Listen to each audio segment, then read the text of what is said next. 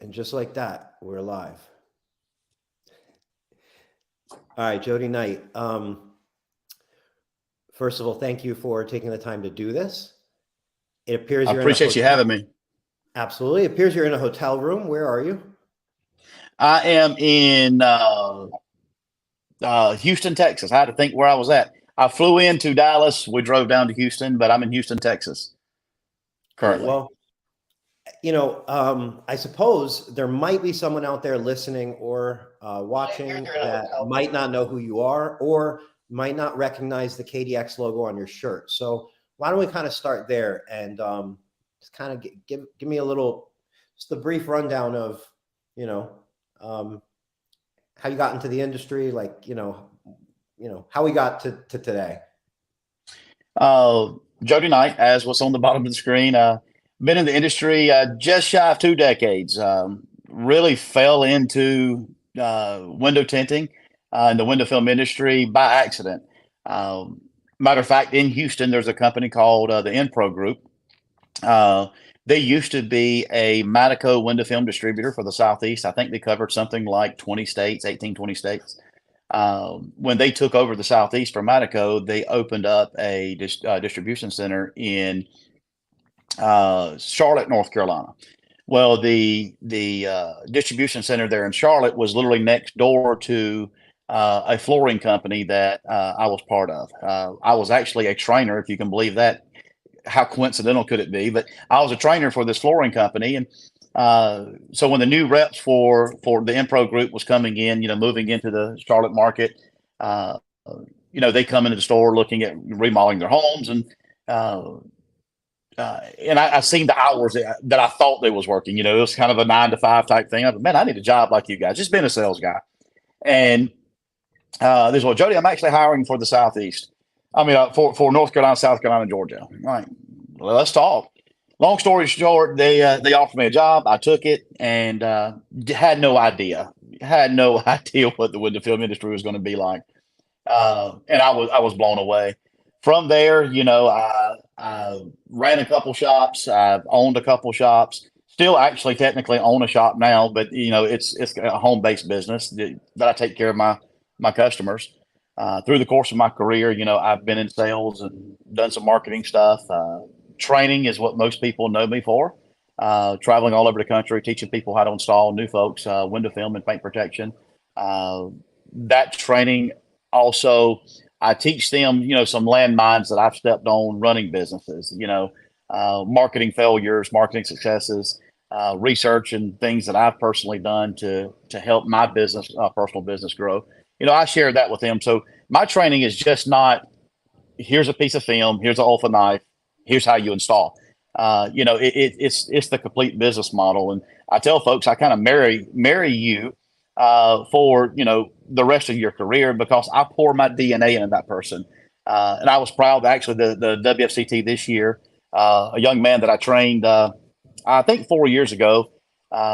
Come to find out after the release of scores, he scored the highest in the preliminaries of everybody. Then he actually made it to the finals, and I think he finished number 5 or 6 in the finals.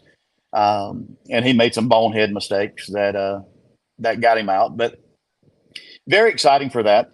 But KDX, I've been talking with them since probably April, May of 22. How to word it.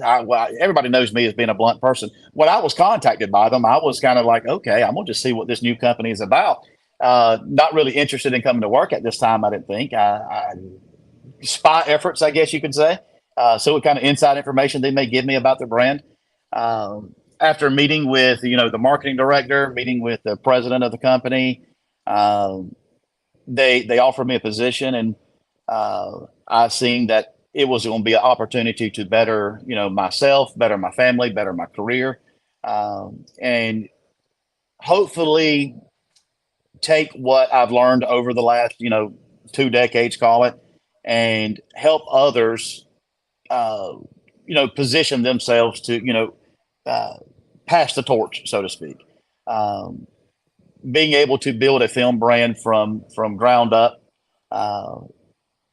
to be what I think it can be, So, taking over the titles of director of business development and employee retention, taking over this job, it's a lot of responsibility. It's definitely a new path for me. I think you and I briefly talked about it a little bit in the past over a dinner, and I think you also know there was a little bit of nerves that I had in it as well. But after coming aboard, I could not be more happy with the decision I've made. I couldn't be more happy with the direction that we are currently going, and we have got some very exciting stuff coming up.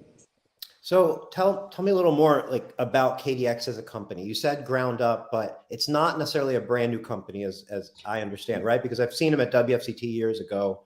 That's right. They, so I guess if you could, kind of tell me a little more about So KDX is they've been around as a whole for 20 plus years. KDX is actually a thermal film manufacturer. And that's where they got their start. Again, 20 plus years ago. KDX is a thermal film. If you've ordered anything from Amazon, you have touched their product. If you have read a book that you've bought from Amazon, you have touched their product. so Window Tinting Queen books that she sells, the Window Tinting Queen Liz, the books that she has created, essentially have KDX somewhere in there. Could very well possibly. So there's a laminate layer that wraps around like paperback books and hardback books. Over time, or shuffling around, that laminate layer could potentially start peeling away or getting roughed up. It's a protective layer, but yes, that layer is a laminate layer that's made of the same. Essentially, it's the same base product as window film and our paint protection. Okay. They also make all sorts of innovative things, from components that goes inside LED television screens, screens on your phones. In 2018, they was actually ranked by Forbes magazine as the 48th most innovative company in the world, which is, that was all on the thermal side, as well as a little bit of the window film. KDX actually has, I think don't hold me to this number, I think it's 6 patents on window film processes that we have, which is again really exciting. Some things that I'm gonna kind of tease in the show today. But in 2018, they come to the market with window film, and they was using a distributor model, different from what we're doing today, where we're factory direct. But the distributor model, we partnered up with a couple folks, and it was going well. But the thing with the distributor set, sometimes you're really depending on that distributor to market your brand and market the product to get it out. And it was going very well. Major holdup that happened. Leadership at that time made some pretty not so good decisions. The brand went away. Now, we never quit making film. Film was still being produced. There's rumors out there that bankruptcy had been filed. Not true. That we went out of business. Not true. KDX is still and they've never left America. Now, we continue to private label for several brands that throughout that time, and even before the 2018 timeframe. KDX window films and paint protection has been in the U.S. marketplace for quite some time. It's been in other countries abroad for 10 plus years, or around 10 years. 2020, they was wanting to come back for the window film and paint protection segment, but COVID hit. Timing was just incorrect, so they kind of pumped the brakes. 2022 is when they said, okay, let's bring a staff aboard and put a leadership team together, and that's just really where I come in, and trying to put a team together to launch 2023 into the stratosphere. What's the product offering currently as far as window film paint protection look like? Vinny in the comments asked if the film goes on the inside or outside. I can't see comments, so you'll have to. I've got things. I've got things. Oh, I just swiped up. I seen something. The current product offerings, we have 3 automotive lines that we're going to introduce January 1st of 23. Tinter Battles is going to really be the major launch for some of these products. We have a nano dyed film. The nano dyed film is absolutely a spectacular film. It's a 1.5 mil 2-ply product. It's the only 1.5 mil that we're offering.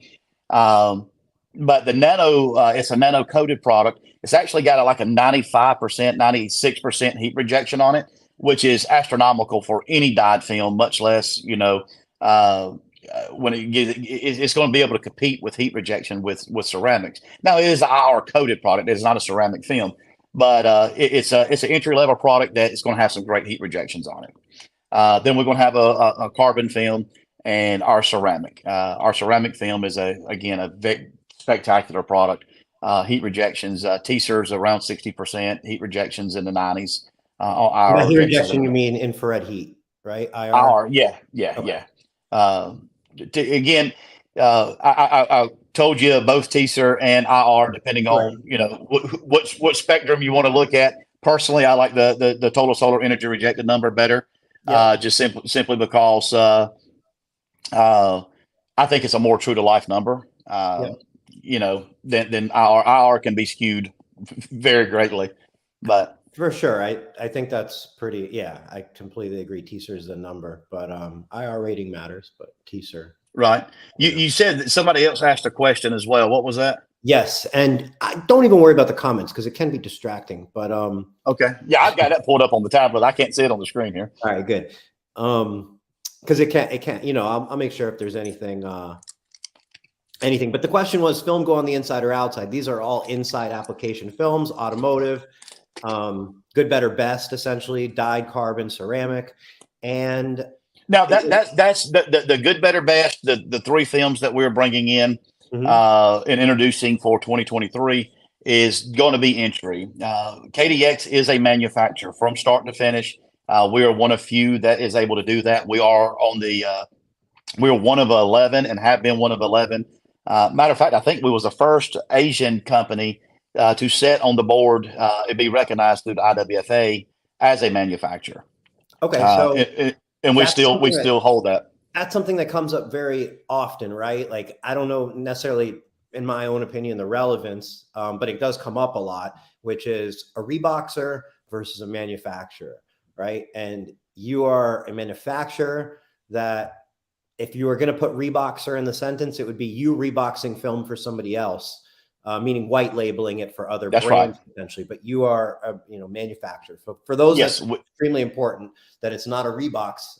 No, we're not a Reebox.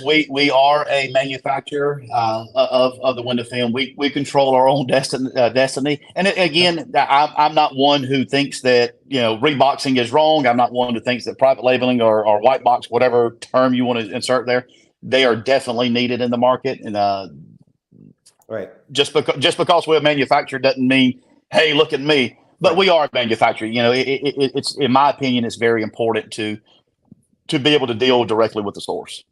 And then do you carry any or produce any architectural films currently, or is that part of the offering coming out at Tinter Battles? Yes, that is part of the offering that's going to be coming out.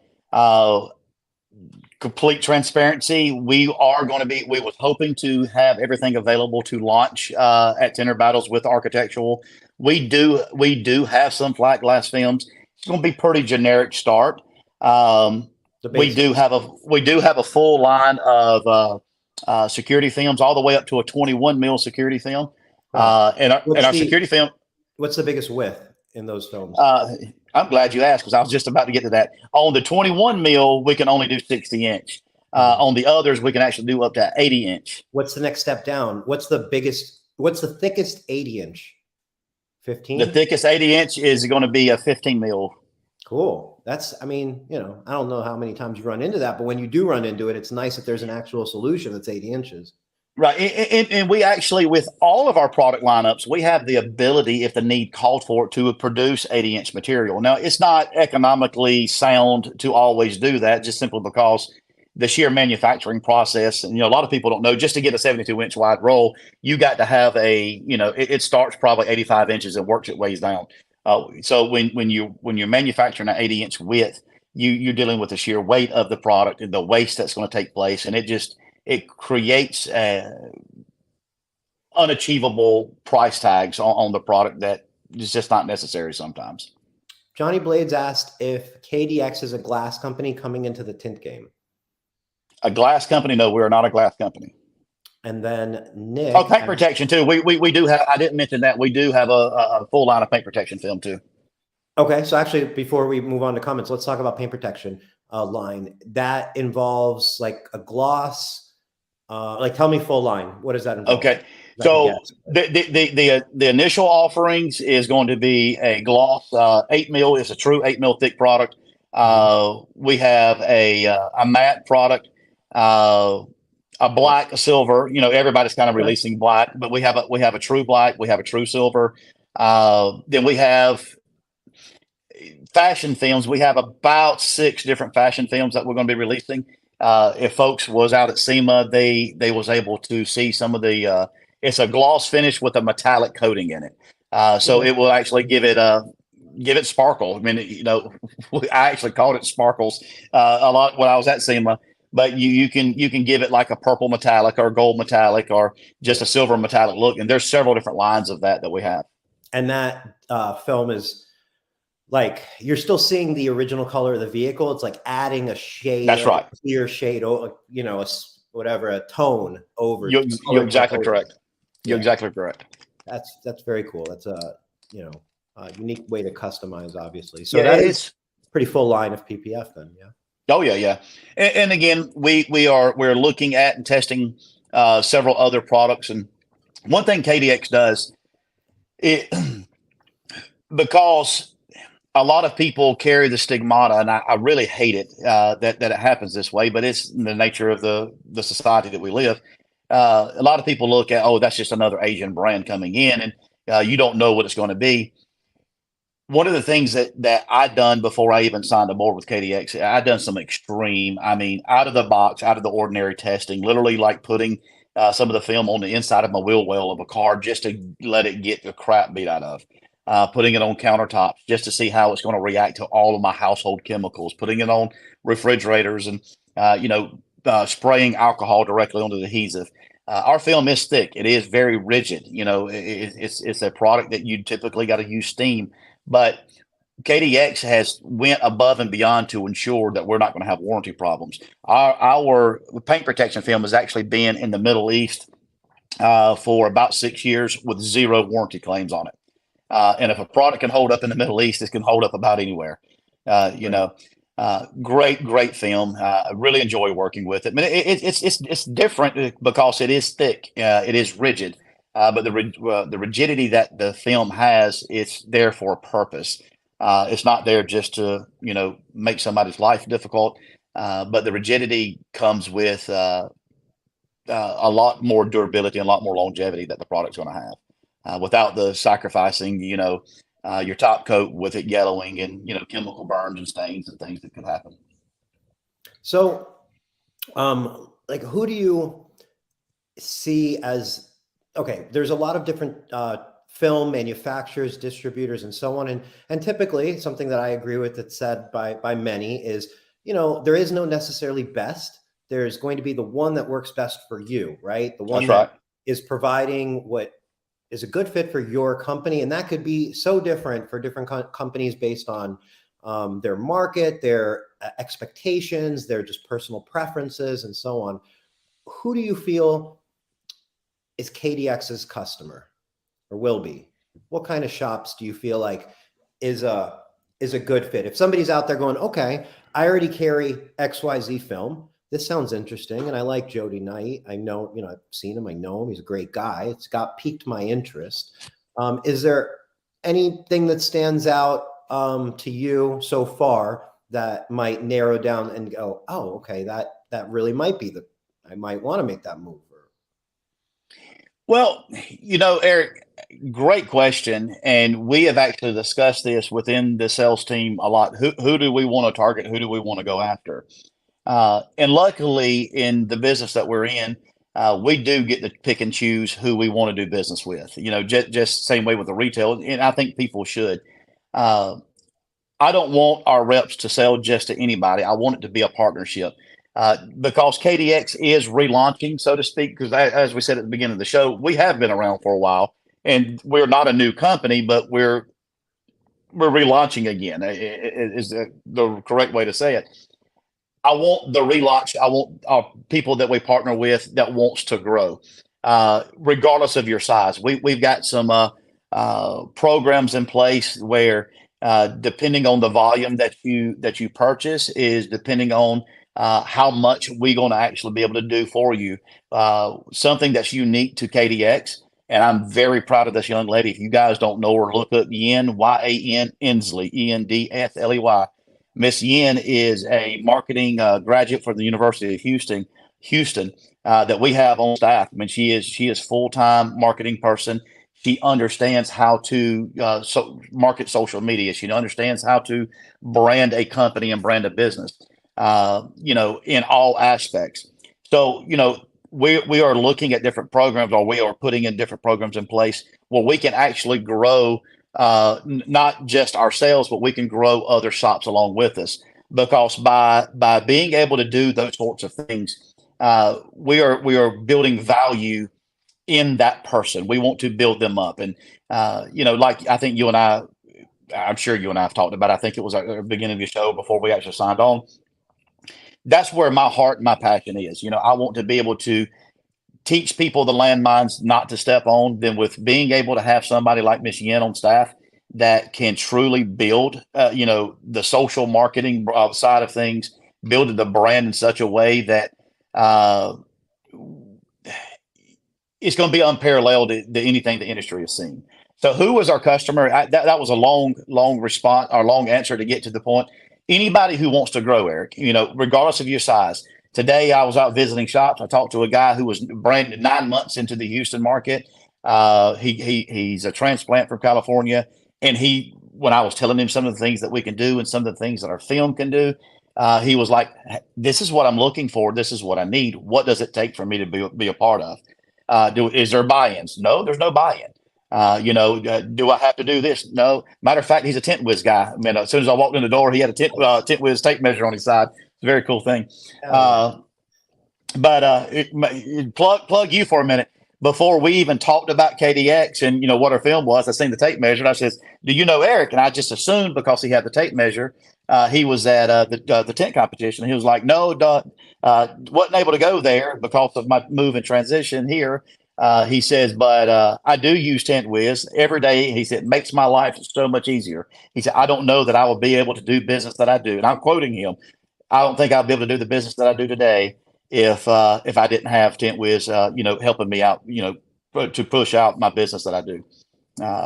MJ Window Tinting is the name of the company, by the way, in Houston, or Humble, Texas, actually. Cool. Well, I mean, there's nothing I could, I love hearing that sort of thing, and I'm so glad. Yeah. But, so that's my customer, Eric. Mm-hmm. The guy who is buying, $150,000, $200,000 a year, that still needs that helping hand, or wants to offer a different product, to get a different market edge, where, they may be using a film that could be overly saturated in our market and wants to take a different angle, and we can step in and fill that void. We're not coming in asking for 100% of somebody's business. Give me a shot. I'm pretty sure people is going to be pretty happy with the result. Jordan asked if it was hard to shrink. You mentioned it's a thick film earlier. Is it hard to shrink? So the carbon film and the ceramic window film that we have is a 2 mil thick product. And traditionally speaking, most 2 mil thick films are pretty difficult to shrink. I can 100% guarantee you and unequivocally say that it is not hard to shrink. Matter of fact, one of the things that I was working with Carlos today, the Texas Squeegee, that was such a good time and an awesome experience. And just a little teaser. Yeah, there it is. We shot a little bit of video. I was telling him about what our product can do, and he was like, "That's pretty interesting." Actually, I think he actually said it was tinteresting. Definitely said it's interesting. Yeah. He said that's pretty tinteresting. And so before we started shooting some of the video, I was showing him how our film is a multi-directional shrink. So, traditionally in the market, all window films, you got to shrink, to top and bottom of the factory edge. Our products, you can actually not only shrink to the top and bottom of the factory edge, but you can also shrink it to the left and right as well. So very unique perspective that brings to the window film market. If people are coming to Tender Battles 2023, come by, check it out. You will be blown away. When I was showing it to Carlos, he looked at it and he kind of raised his eyebrow. He says, "This is very interesting." And of course, I seen the wheels turning. What kind of angle could this be played for? The marketing side of things, but. The shrinkability on it, the video that we're going to release hopefully by Friday, people's going to see how the film can be abused with heat. I mean, he literally took his torch several times on the piece of film that is in this video, because there were several takes of it, and literally torched this product. I mean, I took the heat gun to it and I encourage people, try to burn it. There's a test that I do. I'll hold up a competitor's film and hold a heat gun about 2 inches away. And typically speaking, that film is going to burn within about 2 seconds of that heat gun being 2 inches away. Our product takes about 16 seconds. What does that mean? That means that your new installer is not going to burn and tear up film nearly as easy. It's very difficult to burn the edges of the product. The lifespan of the product when you're actually installing it is going to be a lot more rigid and tough for you as you're working with the product. The 2 mil thickness of it, it gives it a lot more, it's a lot more firm. So, that guy that may be, 1 week, 1 year, 10 years, who's trying to reverse roll a windshield or Frankenstein a windshield, sometimes that guy needs, an extra set of hands. You probably can get away with that because the film does have a little bit more rigidity to it. And you're able to work with it a lot better, a lot easier. The shrinkability of it, I told you I was doing a lot of testing before I actually come to work with KDX on the product. I was really taken back how easy it was to shrink. It does take a lot of heat, not a lot of heat in the sense that you got to just bake it to make it move. It shrinks very easily. It shrinks better than most typical ceramic films, and it really lays like butter. You guys will see it in the video. And of course, the Tender Battles people who show up in in Amelia Island, it can experience it firsthand. Very easy to shrink. So, okay, speaking of Tender Battles and easy to shrink, I'm not sure if this is something you spoke to Carlos about today, and I don't know the rules with the heat shrink competition. But hypothetically, if you were able to pick your own film as you're competing, so I can compete, I can grab whatever film brand I want or have access to. Are you saying that like KDX's film kind of has a unique maybe advantage in a way as far as shrinkability for that heat shrink competition? Well, yeah. I mean, it's going to be. You're saying it takes a lot of heat and so on, and it shrinks very easily and quick. So I'm just kind of, my mind went to the heat shrink competition and torches, blasting the window. Everybody trying to get that back window done as quickly as possible. And if it can take abuse, there were people who didn't make it through their round of the heat shrink competition last year because they burned the film. So that's kind of why I connected the dots. So, yes, you are 100% correct. I'm not the type of person who's going to, say this film is not going to do what my film's going to do. I'm going to just speak what KDX can do. Yeah. So for those torch guys, or for anybody who's putting heat on this product, and when you're going fast, you typically are not reading the film as efficiently as you probably could. You can overpass this product with a torch or with a heat gun and not have to pay attention to it nearly as closely, because it is going to take the abuse from the heat, and it's not going to shrivel on you. And if you're working into a top corner. So when I was talking to some of the guys there at Carlos's shop, I used the example of like the Chevrolet Silverado windshields, like the 2015-16 models. When you're shrinking the tops of those windshields at the very top corners, a lot of times they tend to want to bunch up on you. Well, the great thing, you can put the heat on it. Then right when you get to that very end, you can switch that film, turn that film sideways and shrink it out to the side, and it completely lays down. Carlos even made a comment. He said, this will make the C6 and C7 Corvettes, pie.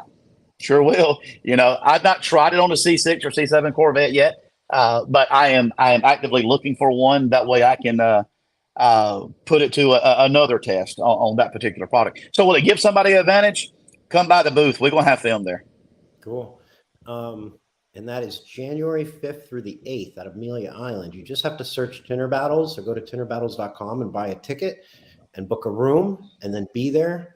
And that's what we're talking about for anybody who's potentially not familiar. So that's coming up in just about 35 days.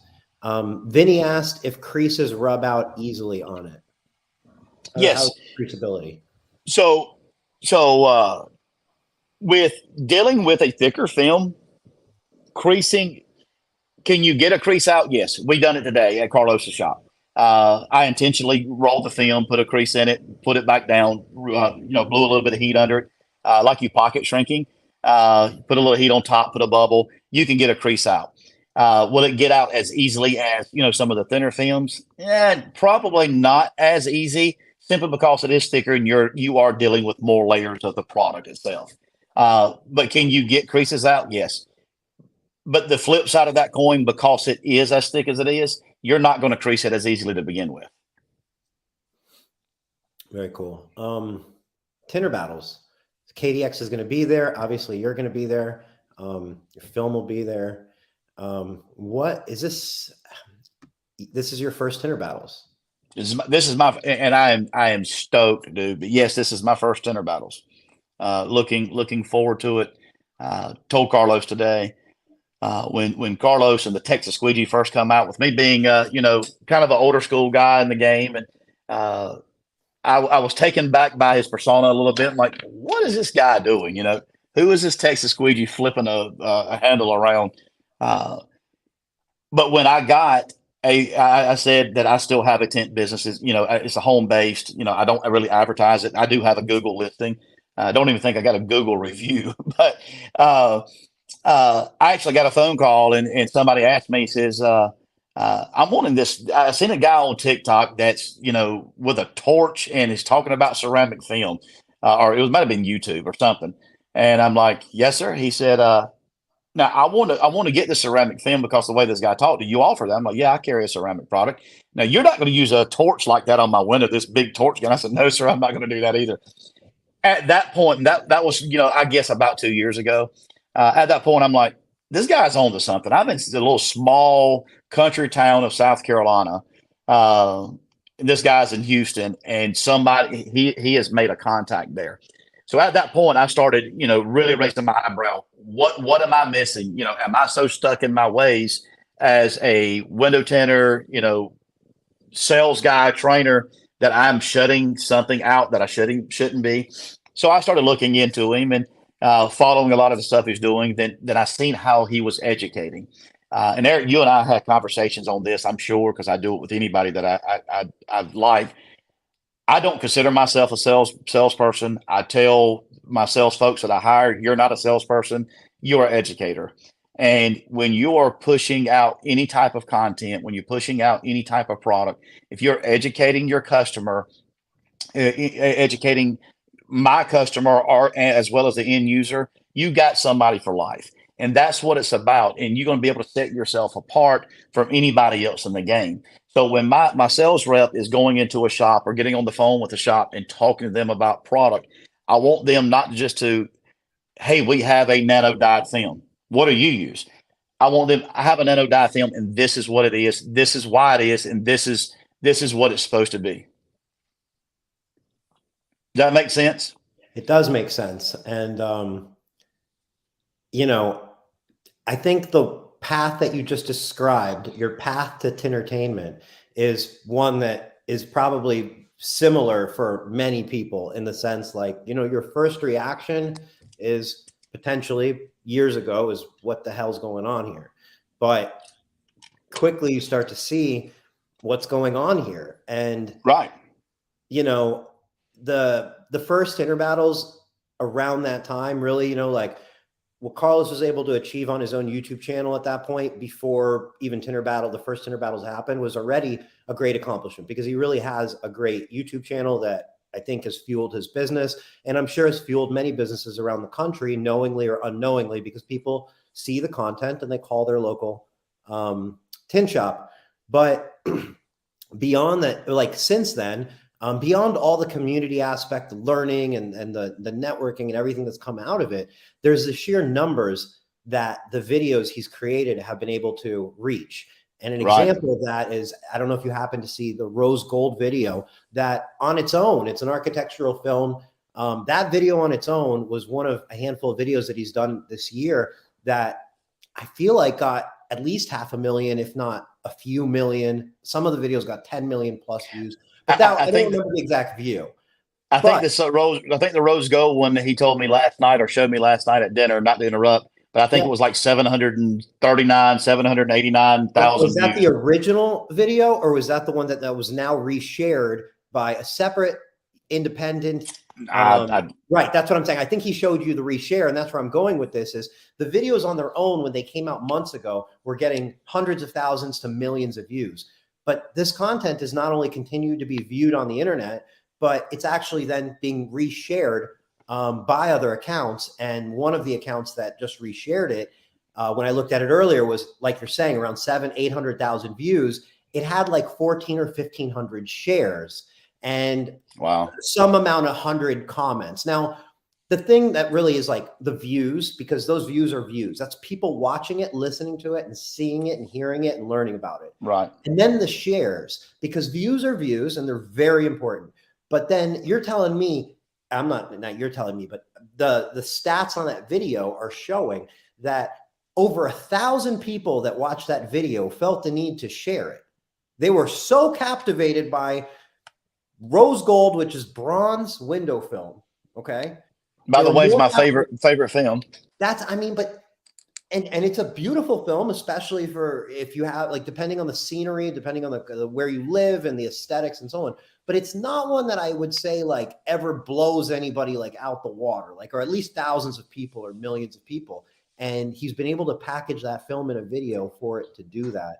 And it's not just what he's done, but as people like yourself recognize that value, I feel like it just fuels that more. And what he does and what other people in the industry do as well, because of that, has this exponential ripple effect that I think is beyond powerful. Right. And you know, as far as content is concerned, I am nowhere near the level. It never will gain the level that he does. But what he does, as far as the content on social media and that sort of thing, that's what I've always tried to do, and that's what I try to teach others behind the scenes through my training. And that's showing people, you know, how to push product out and how to, you know, look at the window film industry from a different perspective. And that's really what I love about him and you and, you know, Jason Omalowski, how this industry really over the last 2 years, and I know you and I have had this conversation, over the last 2.5 years, it has truly started to change. And it's changed for the better, where, you know, there's not so much, you know, fighting between groups and group tenders. We're coming together and for a common goal to build one another up, and brand barriers and boundaries have been broken, where, you know, tender battles coming up, all these brands, you know, of trainers are coming together. I love KDX, and you know, that's the brand I promote, and that's the brand I'm going to support. But we're working together, you know, to educate and to build the next generation up. That's what, in my opinion, that's what it's all about. Is because I want to be able to leave this industry. I was talking about Mr. Bill Burke today. I don't know if you know Bill Burke or not, or if you ever met him. Bill was one of the founders of the IWFA. When I went to his funeral, you know, I sat there and I was thinking about, you know, some of the things listened to some of the things that he's accomplished, you know, in the window film industry. That's the pinnacle, you know. And if I'm able to leave this industry better than what I found it, or, you know, give it to one person, like the gentleman that I spoke about that competed in the Tint Off this year, the guy's, I don't want to say he's like my son. He's old enough to be, or he's young enough to be my son. They competed in the Tint Off this year. Personal friend of mine, love him to death. He does a fantastic job with what he does. But, you know, and I hope you don't mind me sharing this story, but he called me up. It's probably been a year ago. He said, Jody, I want to thank you, and I'm mad at you at the same time. I was like, okay, that makes no sense. He says, you need to come out to Nebraska and kick my butt for not getting me to sell window or ceramic film before now.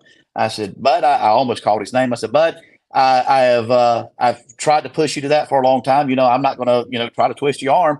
He said, he says, but thank you. He said, if I didn't listen to you in your process, he said, I wouldn't be putting, I think it was close to $200,000 additional income in his pocket and not doing anything different. He's not increasing his workload. He's just simply offering a different product in a different manner. And he lives in a little smaller town. Then, being able to pass that torch to somebody like him. Then I got a personal friend of mine. He's actually, was on here.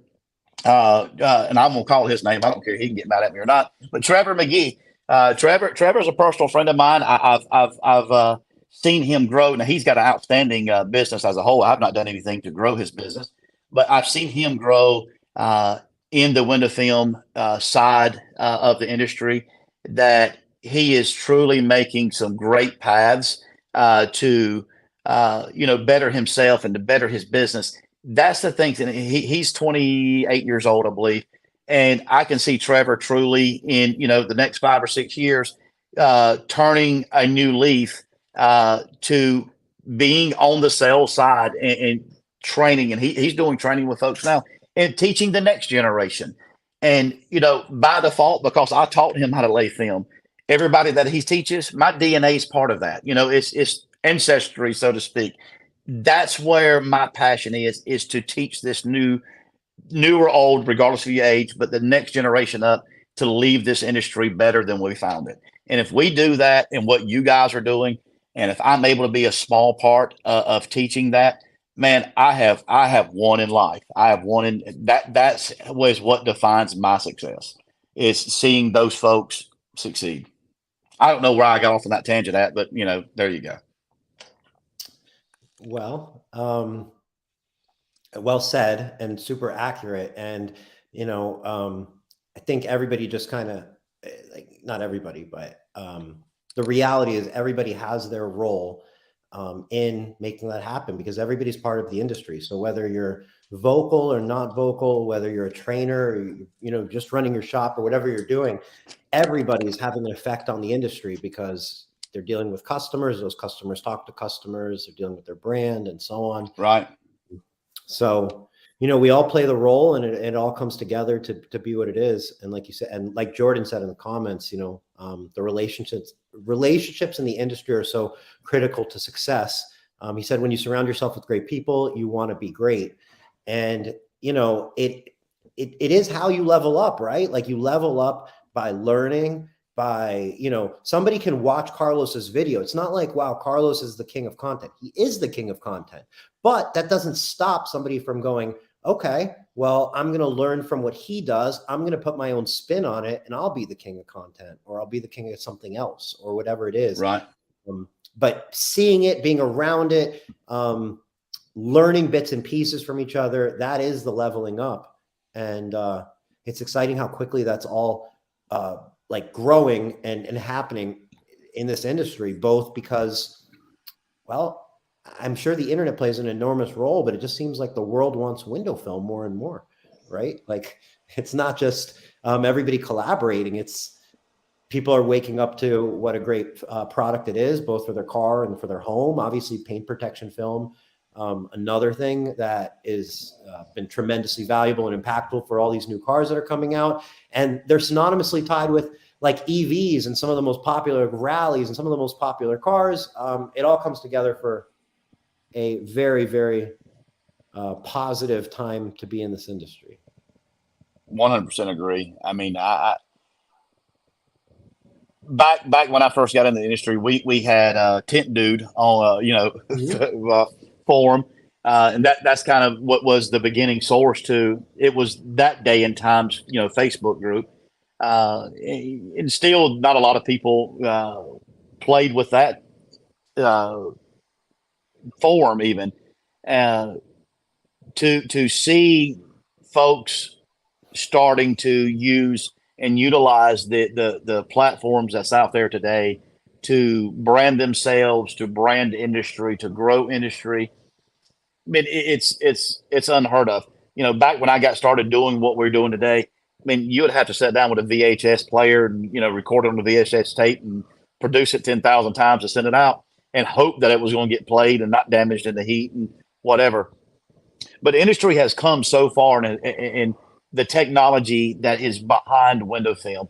Window film globally is God, what, a $10.3 billion a year industry, if I'm not mistaken. My numbers on that. And the North American market is almost 50% of that market share. And when we're able to take that market share to the masses and truly educate them, man, we're all going to make just big piles and stacks of money. It's great. I'll preface this by saying, of course, an acceptable answer is none of your business. But has it come up, I guess, whether it be with KDX or maybe just your own personal feelings on it, but like, what would you see as the biggest challenges for the industry, for the window film industry in the next 3 to 5 years? Like, is there anything that stands out to you as a potential challenge, like something outside of the opportunity of just growth and profit that you think could either be maybe a bump in the road for the industry, or something that, I don't know, maybe a little uphill battle to get over? Does anything stand out, or nothing at all?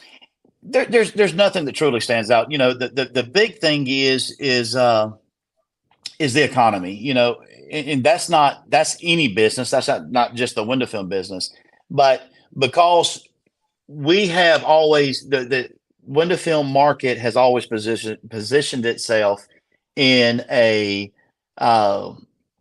it's not a necessity product. You know what I mean? You don't have to need it to survive. You don't have to need it to live. You can't eat it. You can't breathe it. You can roll yourself up and sleep with it, I guess. But it's not going to do a whole lot for you. It's not a necessity item. It's a luxury item, so to speak. So when the market drops, what is people going to do, and what is manufacturers and film brands going to do to position themselves to be different or be better? And what the bump in the road is going to be with the economy is how you're going to be able to put your foot in the ground and pivot from that. And that's where the strong, so to speak, is going to survive. In my opinion, Eric, and tell you a little bit with KDX. That's why we have got together, Yen and I, we have talked about different strategies of what we can do to set people apart, because, if you're not planning 5 years ago, you can plan for the next month and you'd be okay. But right now, you got to plan for the next 6 months and your next 12 months, because you don't know what the economy is going to do. How can you plan for that? Well, you can't just market to car dealerships, because what's happened to a lot of these shops that just target solely car dealerships? Well, through this COVID crisis, they've run out of cars. This put a lot of guys out of business, unfortunately. So who can you market to? One of the things that I've always done, I've tried to think outside of the box. Car dealerships are great. That's volume that's going to be there in some facet or another, as long as cars is being made. But why not go after dermatologists? Healthcare industry is going to be there. People, as long as there's a sun, you're going to have skin problems. I used to actually sit down, and if people will go to a dermatologist's office, you can actually cater a meal to the office and sit down with them for lunch and literally talk to them about what window film is and what it can do. And those dermatologists then will start referring customers to you solely off the fact of the UV factor that window film has on it. And that's not only for your cars, but that's for your home as well. The UV rays are so damaging to a person's skin, and dermatologists know that.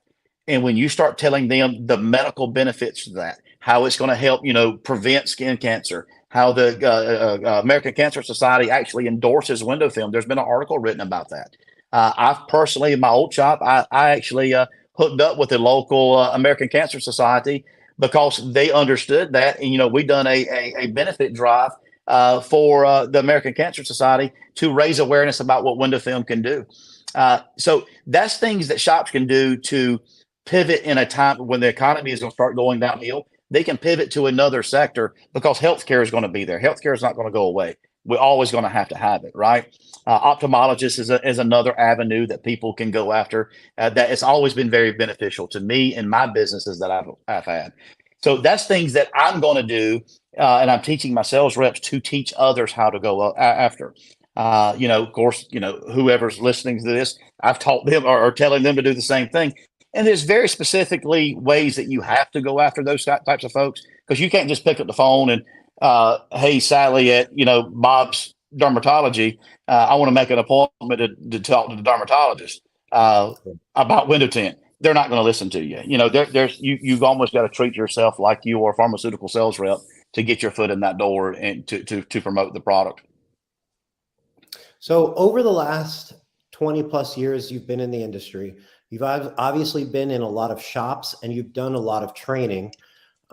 Is there anything that stands out to you that you see consistent amongst the shops that are able to hire and staff versus ones that maybe struggle with adding staff to their shop? Is there anything that kind of stands out as like the successful shops that have staff seem to have in common, or something in common where the shops that seem to struggle with that also have in common? Yes. And I've seen this not just in recent years, but I've seen this over the course of my career. When you're having staffing issues, I think it's very important to think outside of your traditional, this tinder's been tinting for 20-year installer. I've always been, and maybe it's because of my training background, but the installer that's always been best for me is the one that I bring in off the street that knows nothing about the industry, knows nothing about film, and I could teach them Jody Knight's window tinting's way of installing.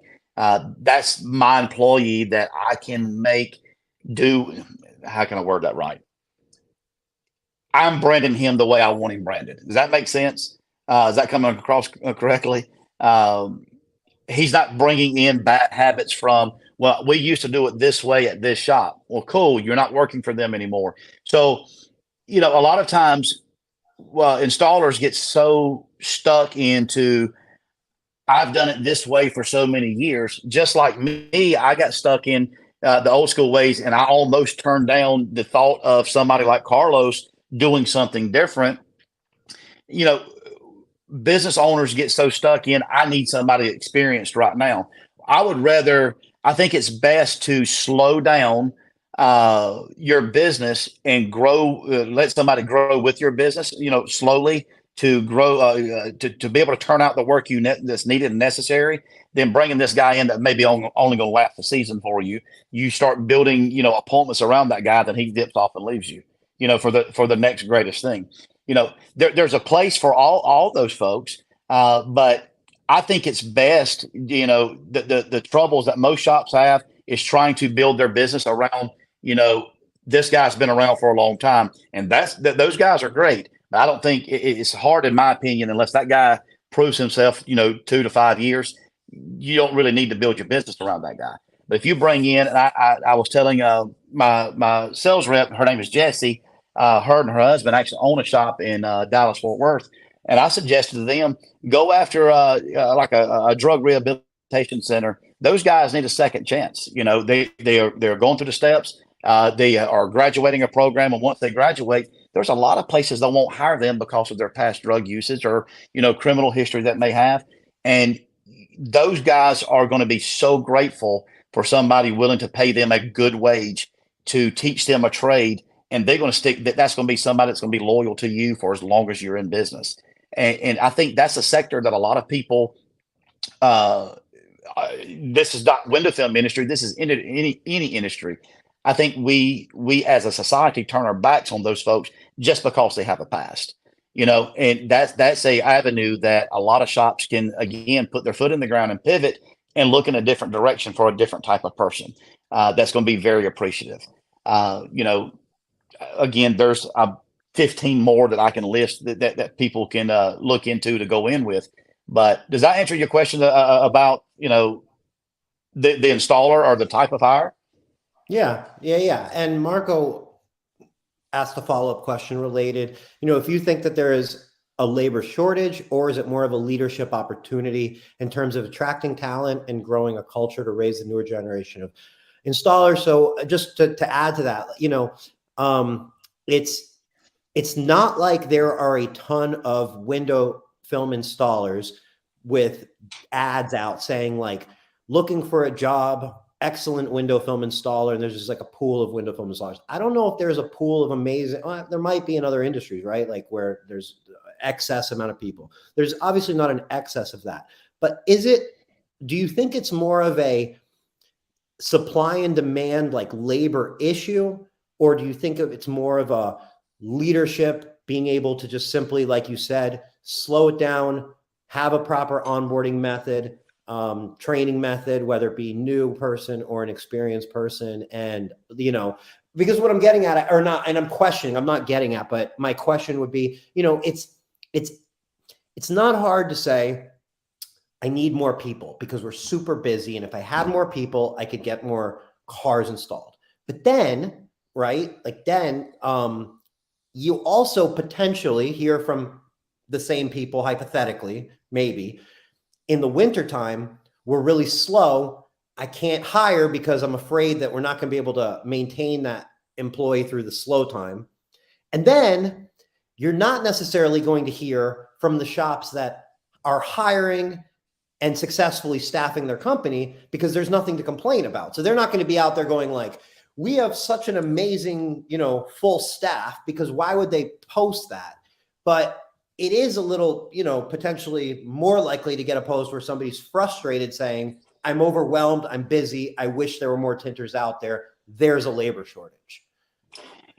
So is there a labor? Yes, I do think, to short answer to the question, I do think there is somewhat of a shortage, but I do also think there's a leadership problem as well. So you kind of hit the nail on the head. Shop owners, one, are scared, I think, to take the plunge of hiring an employee, because if you are a good business owner, you're going to care more about that guy getting paid before you're going to get paid, right? Right. And you're gonna want, you're going to have to book up business to make sure that you're getting paid, he's getting paid, and everybody's getting done. But what happens is we get, and I'm guilty of this. We get stuck in a rut, so to speak, of doing the same process over and over again. If it ain't broke, don't fix it. Where when we bring a new guy on, okay, you can tint, go do your thing, and there's no more training involved. You mentioned the onboarding process. How about the keeping that guy on? With the window film, how it's evolved over the last 20 years that I've been in the business. If I would have been doing the same thing that I've done, when I first started, as I do now, I wouldn't be where I'm at today. I had to evolve and I had to adapt. I had to roll with the punches. And when you're bringing a new guy on and you're wanting to grow your business, well, the next logical step to grow your business, you're going to have to, one, like I said, introduce somebody. And I don't mean slow that it's going to take 12 months. I can train somebody. And I'm sure every trainer that's going to be at Tender Battles can do the same thing. I can have somebody tinting a full 4-door car in 3 days time frame, where it'll only take them about 2.5 hours to do. Man, I have successfully done that time and time again. So you can't tell me that, and these guys are competing in the championship and making it to the finals within 4 years. So it don't take somebody 12 months to get to an experience level that you can turn them over. I have success story after success story personally that I can share with folks with that. And what a lot of business owners are afraid to do is to take that step, because they have to plan financially to during that slow season. This is going to open up a can of worms that I probably shouldn't open it, but I'm going to do it anyway because I ain't scared. This is why I don't believe in you need to pay a 10 or 33% or X percentage, this huge percentage of what the shop take is. Because during the slow time, that guy's not going to he may not make enough money to pay his bills, and he may have to go look for other work. I believe in a salary plus bonus or salary plus commission. That way, that bonus structure that you can set in place is going to keep that guy hungry. You can reward that guy for more educational things that he does. even down to things that he wants to do on his own. If he wants to learn to do marketing, since we've been talking about marketing so much, teach that guy or pay for that guy to go to school for marketing. And if you pay for him, get him to sign a little contract saying, I'm going to pay for you to go to school for 12 months to learn to market, but you're going to have to sign a contract saying you're going to stay with me for 2 years, but you're going to do that marketing for me. You know what I mean? And there's things that you can do not only to get and keep or to get an employee, but to keep an employee. And paying those high percentages to somebody that's coming to work is not going to be beneficial for you in the long run or the employee in the long run. Because as soon as the slow time hits and things slow down, they're going to be looking at you for, man, I'm just standing around doing nothing. Right. Whereas if you back off, and again, there's been I know people, and I've paid them, $75,000, $80,000, $90,000, $100,000 a year as an employee that wasn't making a percentage of the ticket, right? And again, this is a can of worms that a lot of people, I know some people's not going to agree with me on, but I've seen the success pattern with doing a salary plus commission or salary plus bonus, and it keeps everybody happy. And when the business owner is able to plan for, in the South, we typically have about 2 months of slow time. Well, you just make sure you're putting up about 6 months worth of pay aside to pay that guy during the slow time. That way you ain't got to cut his hours. You ain't got to lay him off. He's still there, getting him to do, sweep the floor, mop, paint, whatever. That guy or girl is an employee that is on payroll to do what you need them to do. And that might not just be window tinting. That person, here's the company van, here's, $50 to put in your gas or in the gas tank. Go out and hand out business cards. That's things that, you can push this guy to do, just do grassroots marketing, so to speak.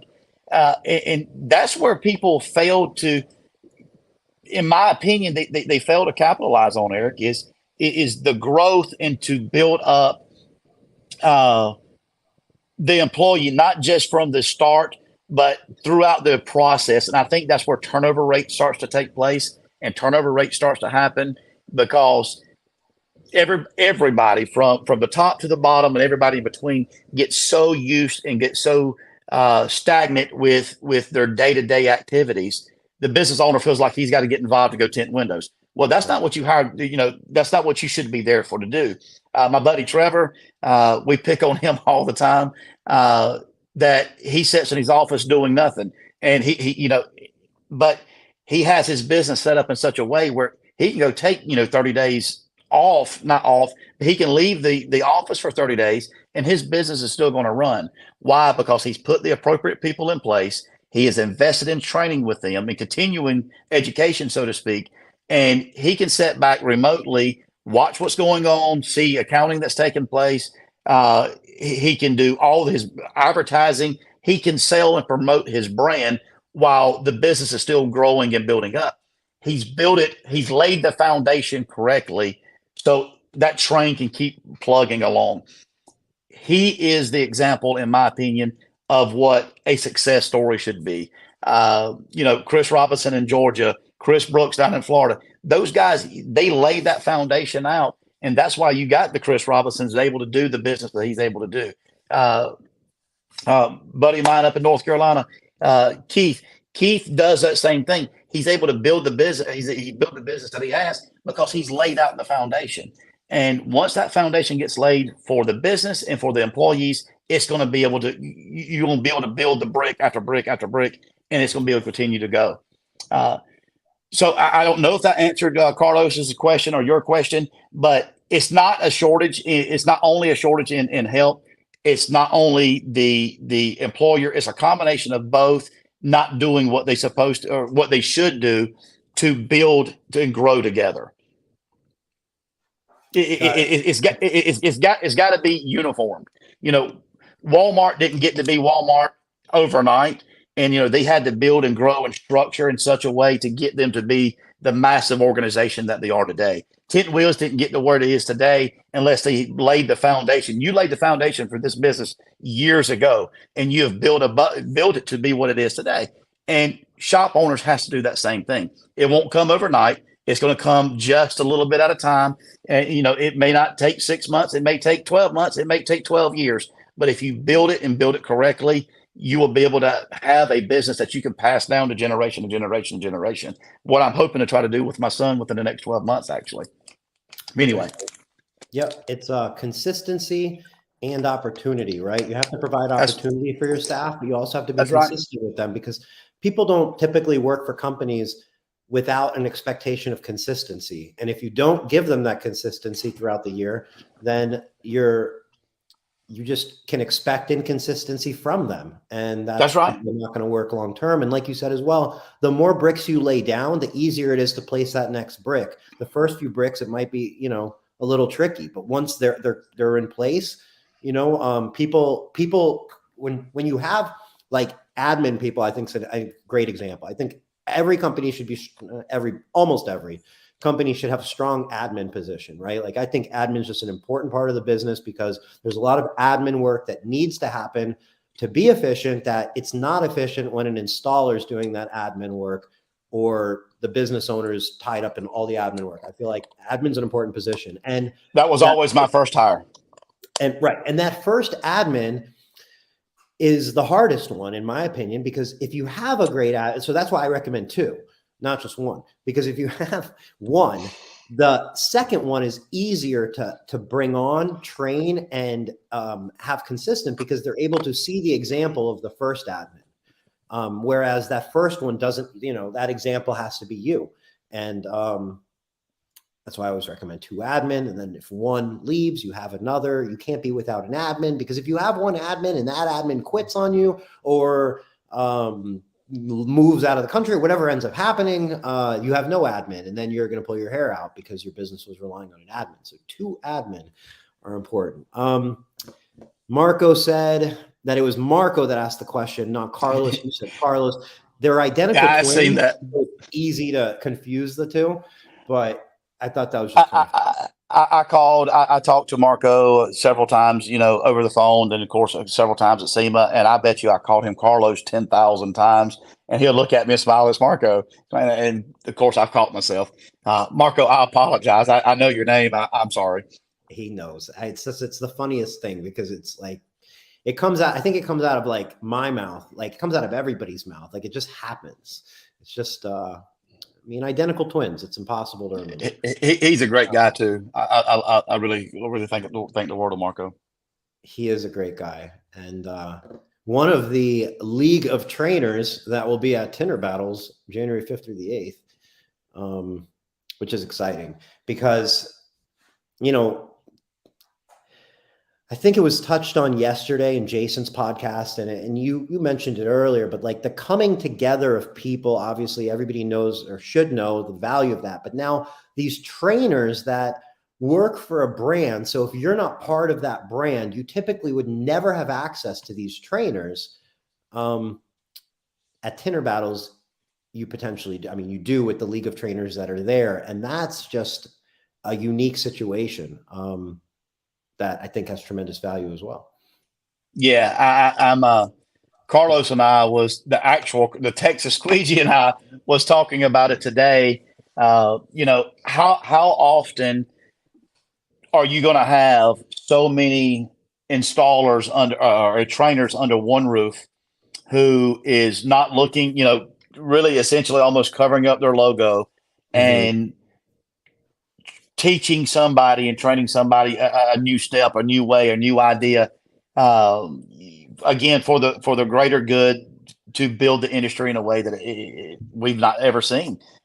This is an opportunity, for young and old, veteran and rookie and anybody in between to come together and learn. I know I'm going to take things away from this show that I'm looking forward to learning myself. I'm looking forward to working with Marco and working with some of the other people to see what I can learn, because I know I'm far from the best. I don't tell anybody that I'm the best. I know I'm the best. I'm just kidding. But yeah. Go ahead. No. Go ahead. I'm looking forward to being under the same roof with a lot of these guys and working with them hand in hand and seeing what they do and their approach and to really achieving the same end result, because we all, build that brick, or put those bricks together differently, as long as the structure is the same at the end, so to speak. That's what matters. But I'm looking forward to that. Anyway, you was about to say about Tinder Battles. Oh no, Tinder Battles is one of the places where there's nothing wrong and with saying I'm the best, because that is I just think that's a fun place to go in without that humility. Totally accept. I have been around Carlos today. My ego is busting through the roof right now. Yes. I broke out my judge's gavel and was able to slam it down on the hood today. And Carlos was like, I was like, dude, are you fine with this? He says, yeah, dude, this is going to be great content. We So see the yeah, judge's gavel there. We see Carlos with the flamethrower, and then in the background, it looks like there's some film on that windshield that might have been hit with the potential. yeah. Hopefully, the flamethrower, not the gavel. The film may or may not have had a whole lot of torch on it. I think the projected release time for the video is going to be Friday afternoon. December 2nd, day after tomorrow. I think so. If Miss Yen is watching, she might get mad at me, but I think she's going to try to release it sometime Friday afternoon. Some teasers about what the film is, what it can do, and how the Texas squeegee really put it to the test. It's going to be a good time. He told me he's getting the tent sheriff on his team. I'm just kidding. He didn't tell me that. I'm starting trouble. But he's definitely talking shit then, unless you're just referencing last week's Tint Wizdom. That was so fun. But yeah, there's Trevor commenting there. She'll be fine. Trevor's a unique guy. He'll be a good one for you to talk to, man. Trevor, let me tell you a little bit about him. I'm proud of that guy. I'm going to marry. How about that? I'm going to be marrying him and his fiance, I think, in August of 23. Trevor is a graduate from Penn State University. He's actually any chance of moving that date up to Tinner Battles 2023 and doing it at Tinner Battles? I don't know if he's interested in potentially getting married at Tinner Battles, but it's a beautiful venue. I'm sure a lot of weddings have happened in Amelia Island. I'm just throwing. Dude, that would be pretty awesome. I can bring the gavel down and hit them both over the head with it at the end. It'd be a pre-wedding. It's anyway. Yeah, but no.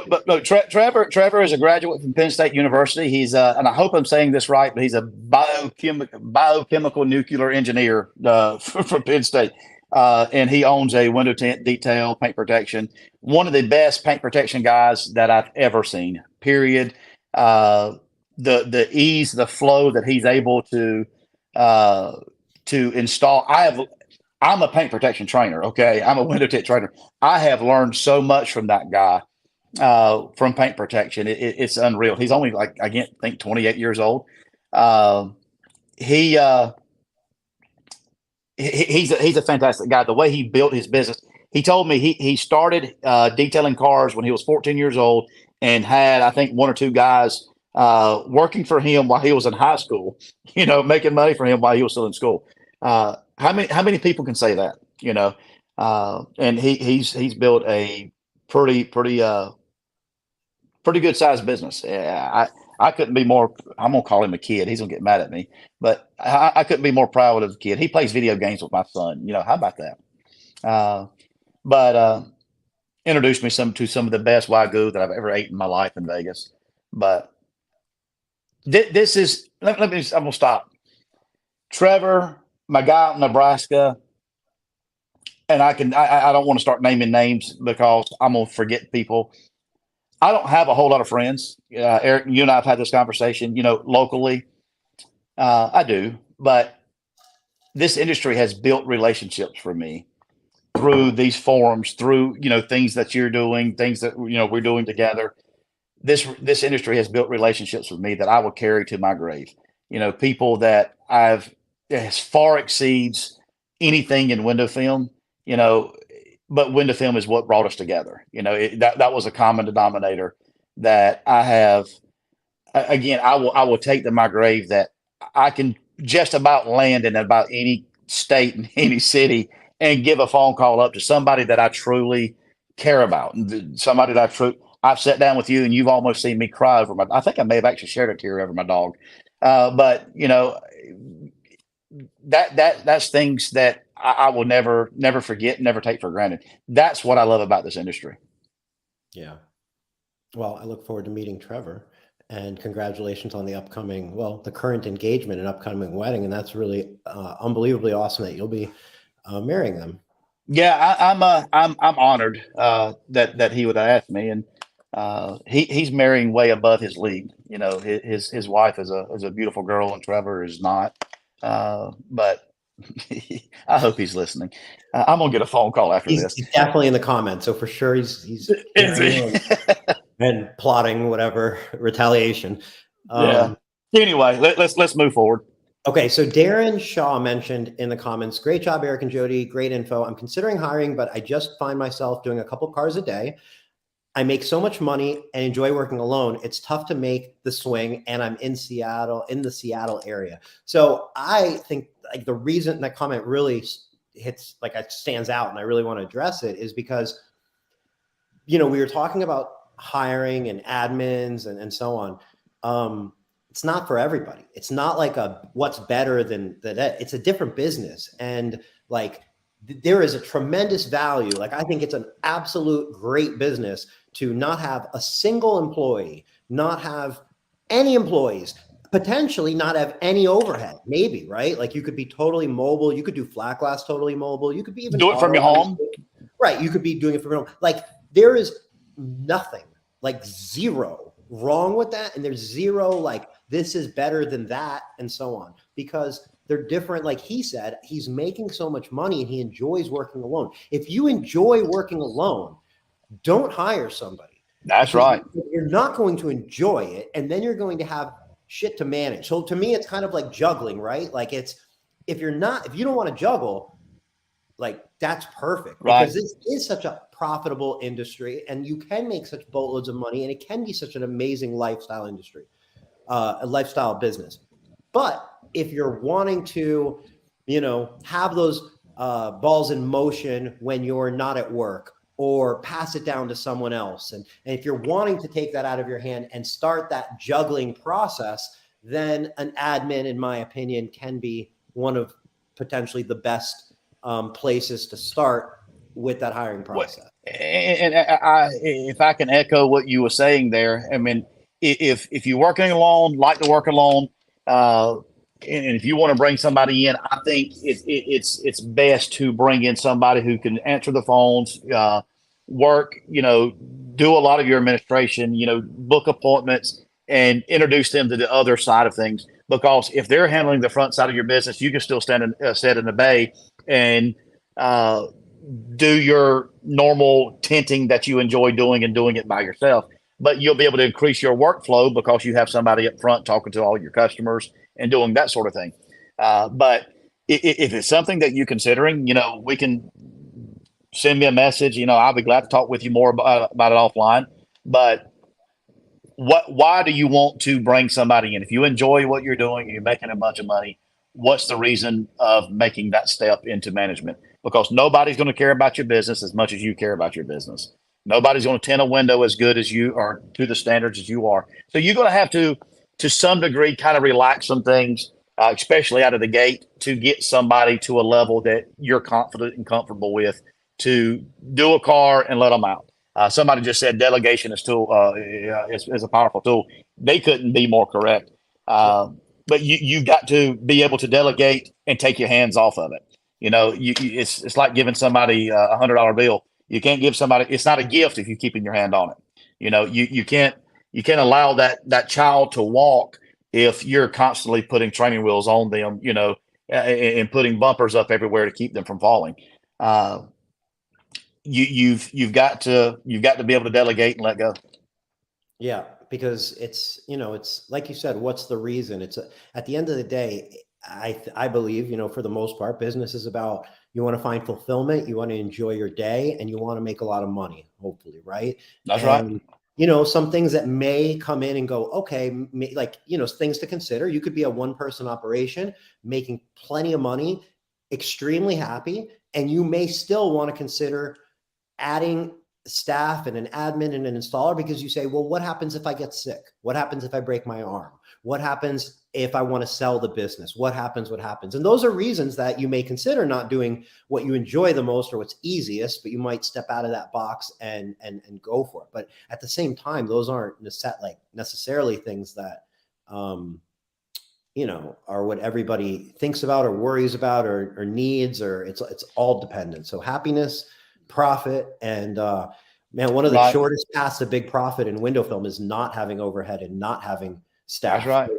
When you do get those staff members, it's not only important to keep them and to put out good work, but it's important that you're making a multiple of money on that staff member. You should be making a multiple. So you should know this person cost me approximately this, and I'm able to make this amount of money in gross sales, and that turns into this amount of money in profit. That's this. You have to look at people as the profit that they're going to help contribute to the company. If you want somebody on your show that will and can break what you're saying down, Trevor has his business broke down, if I'm not mistaken, to the minute of what an employee cost him. I know he does got down to the hour, but his business has got to turn X amount of dollars per person for him to make the income that he needs to make, from a break-even point to where his goals are set. And he has probably got that section of his business better together than anybody that I've ever seen. The guy's he's a nerd, but he knows, he understands, and he knows that backside of the business. That's why it looks like he's never working when he's sitting in his office, calling me 48 times a day and wanting to talk. But I'm joking. But I love Trevor. But he has he knows that side of the business. Anybody who wants to learn that, reach out to Trevor, make him do something. I know he will teach you, and I know he will work with you. He understands how to calculate those numbers and do it, and he does it better than anybody that I've ever seen. So something that we kind of talked about earlier that I wanted to just make sure we can get out there was a suggestion that for those who don't know, Google AdWords. So we were talking about potentially whether you have slow time or maybe you have a staff member and they're going to have some free time. And one of the ways that you could fill some of that free time in a way that's going to benefit your business is literally just directing them to Google, the AdWords certification. And there are multiple levels of certification you can go through, all online, all straight through Google. You're not buying a ebook, or you're not signing up to some masterclass. This is from Google, and they will teach you exactly how to run Google ads. So it's like a self thing. If you say, hey, I will give you an extra $500 when you graduate with your level 1 Google AdWords certification. Here's the website, go for it. In a couple of weeks, you end up with somebody who has a very good fundamental understanding of Google AdWords and then can run your Google AdWords. And then they can take the level 2 Google AdWords certification, 3 certification. And that's one of the things that it comes straight from Google. It's been around for 15 or 20 years. It works. It's self-run. It's a place that you can train your staff or yourself as cleanly as possible. That it works, and it's right there and it's accessible. But you'll find that even people who offer Google AdWords as a service often aren't Google AdWords certified. And you don't have to be good. I was never Google AdWords certified. I'm not saying it's a prerequisite, but it is a fast track to understanding Google AdWords, which, who as a business owner wouldn't like to have some control of their ads with confidence that they're doing it correctly. And again, that all goes back to, doing continuing education with your staff. It don't always have to be 100% window film related. There's people in the business that I've not only done the training for, but I have a couple booklets that I've put together that this is window film, or this is residential commercial. You understand paint protection, you understand automotive.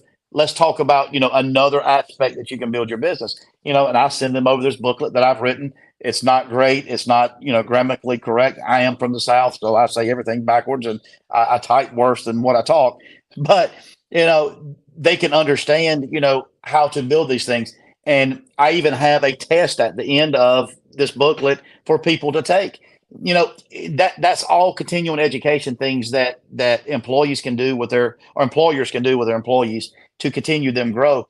But also, you know, hook up with a manufacturer. If you're a manufacturer or you're a film supplier, is wanting to invest and grow, get them to put something together. I know we at KDX, we are going to have, hopefully before the end of the first quarter of the year, we're going to have a plan together where not only can you become, you know, KDX certified installer, but you can become a premier partner and be certified as a premier partner. What's that going to mean? Well, it's not going to mean, well, you buy X amount of dollars in film, and so we're going to give you this partnership.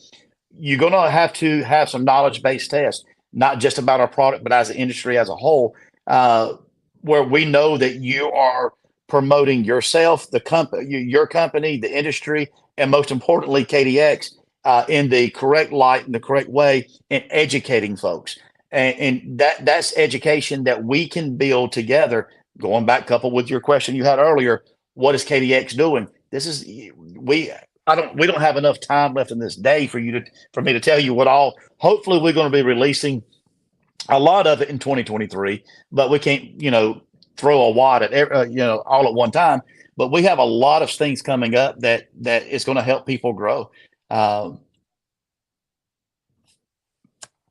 Cool. Well, it's like, you know, it sounds like it's just getting started, and and it's really, really cool that Tinter Battles is only 30 days away, 34 for 35, whatever it is, and KDX will be there. And what better way, if you're interested, or, you know, even if you're not interested, but you're interested, to be there and be able to, you know, talk to you in person, touch the films in person, and it's just exciting to see what, you know, where this goes. Yeah. I agree. I'm excited.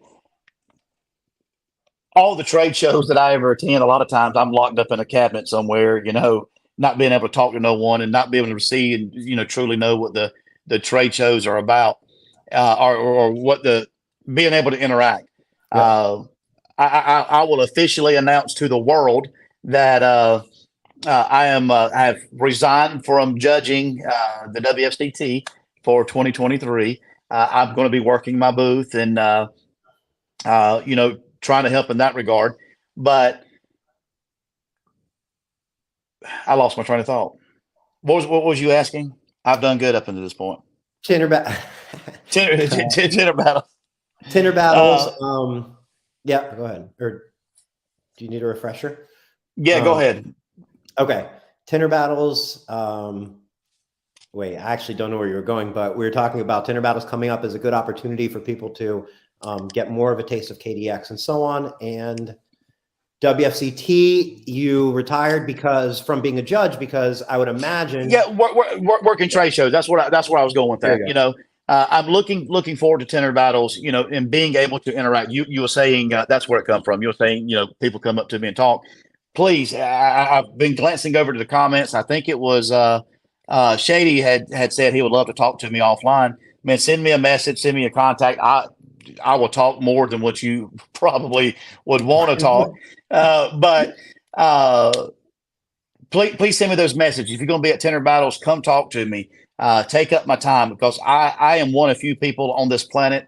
I'm one of few people, reps in this industry, that I look forward to these trade shows, because we're able to get out from behind the camera, able to get from behind the phone, and truly put hand in hand with one another and get to know each other. You know, break bread with each other.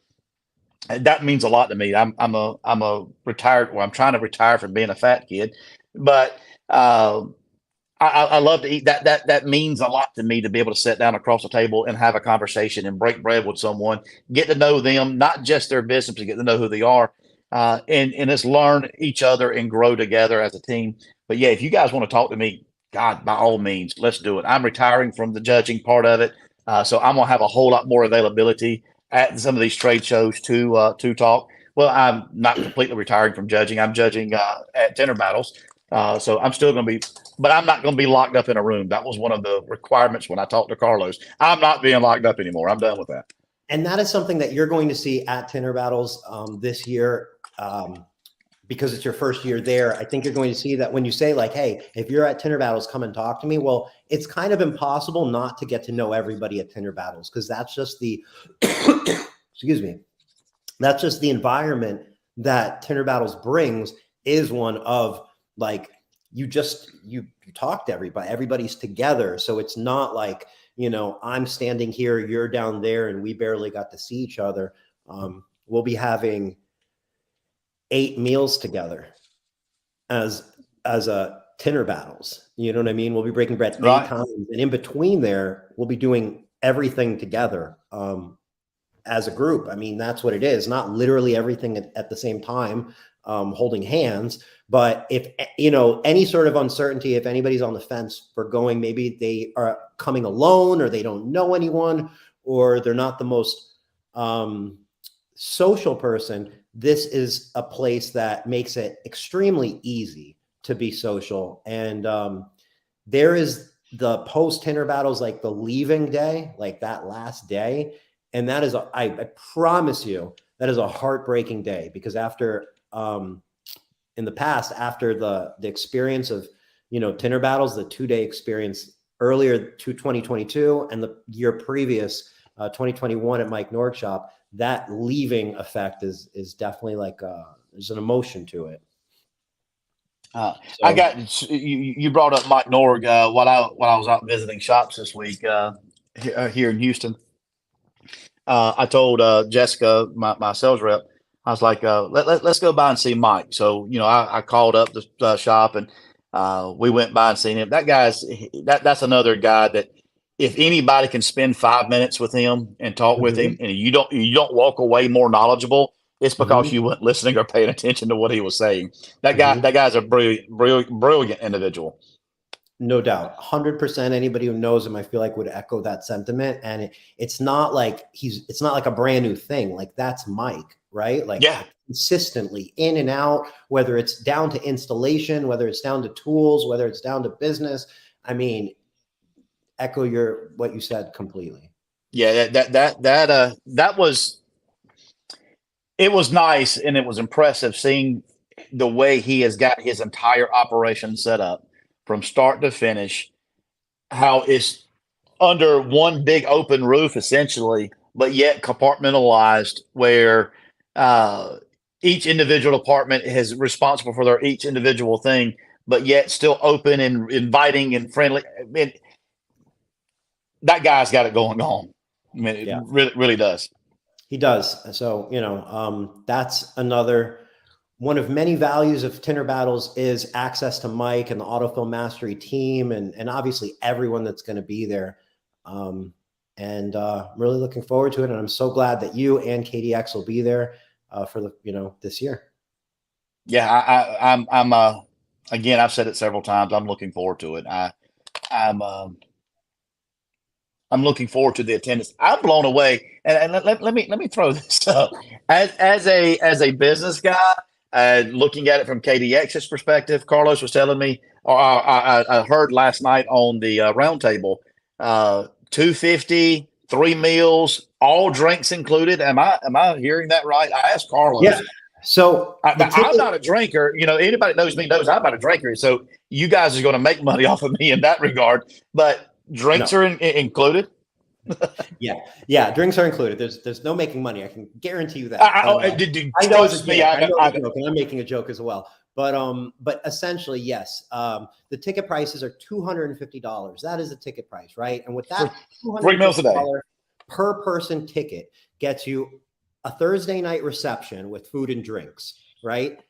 Friday, breakfast, lunch, dinner, access to all the competitions, all the seminars, all the training. And then you have the next day, breakfast, lunch, dinner, access to the seminars, the Tinder Battles, the main competition, every single thing you have access with that one $250 ticket. And then the final day, the send-off day, that's breakfast. So you have 8 meals plus alcohol, plus all the access to all the trainers, plus all the access to all the competitions. And it's $250. And it's because there's a value in being able to make something so unbelievably affordable that you get people to have access to. Like access is a thing, right? So like it's a really unique, special event that I'm extremely passionate about, and I'm extremely grateful that the concept came up, and you know they talked about the history of it yesterday on the roundtable, but of Tinner Battles and the original, just you know, I think it was Jason and Carlos just kind of you know busting each other's chops on a side window, and anyway, it's so much, it's become so much bigger than that, and it's only 34 days away, 35 days Yeah. away. If people don't show up to this, again, I'm all about networking. I think networking is very important to personal growth, business growth, career growth. Being able to shake hands with individuals and get to know them on a personal level. Networking is so important in life in general. Yep. Being able to go to these types of events and carry it to the next level, being around people. Well, I'm going to use Mike Norg again for an example. I think he's kind of the pinnacle where a lot of people want to get to. Well, he's not shy about telling you how he got there. You know, Nope. he told me how he was 14, 15 years old washing cars, and how his dad was like, "You're never going to make money at doing this." And, you know, we've all heard. Now his dad brings his friend. I hope Mike don't mind me telling that. I'm sure he won't. But he says now his dad brings his friends by and say, "Look at my son." You know, and Mike, he has it together. He's the pinnacle what people want to achieve. Let's go talk to Mike. Let him share with you what he's doing, how he got there. Of course, if you want to, I tell everybody, if you want to achieve what people like Eric has achieved, or Mike has achieved, if you want to reach that level, you better be ready to walk the road and take the lumps that they've taken along the way. You know, you're going to fall, you're going to fail, but you know, falling and failure is shouldn't be what defines you. It's how you get up and recover from it. And I'm sure Mike will echo this and with me saying his success didn't come overnight. There was a lot of falls and or failures that he has had to go through to be able to achieve what he's able to achieve now. And Right. being able to talk to him, that is worth the price of admission. You know, being able to, you know, talk to Marco, Marco, I got your name right. Being able to talk to Marco, that's worth the price of admission. Being able to, you know, hell, come talk to me. You know, you ought to pay me to be. I'm just kidding. But you know, talking to all these folks who has paved the way, that's worth the price of admission. And if people can invest $250 in a ticket to build themselves up, that's the customer I don't want. Well, 36 days away. Obviously I'm looking forward to it, and I you know I can't wait to see you and everybody else. So Hey, I'm gonna buy you a drink. it sounds good to me.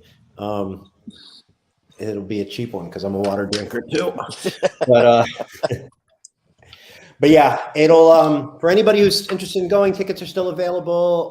Definitely book your room because there is a cutoff for the discounted rate from the hotel, and that's it. It's coming up quick. Enjoy the the holidays will be coming up quick, and we're gonna be there before we know it. Cool. Well, if we're done, I want to leave. Eric, thank you for inviting me to come be a part of the show. You know, you and I have spent several hours talking and getting to know one another.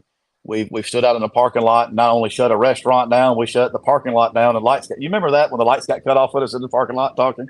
I do. But we spent a lot of time talking, and being a part of your show means a lot to me.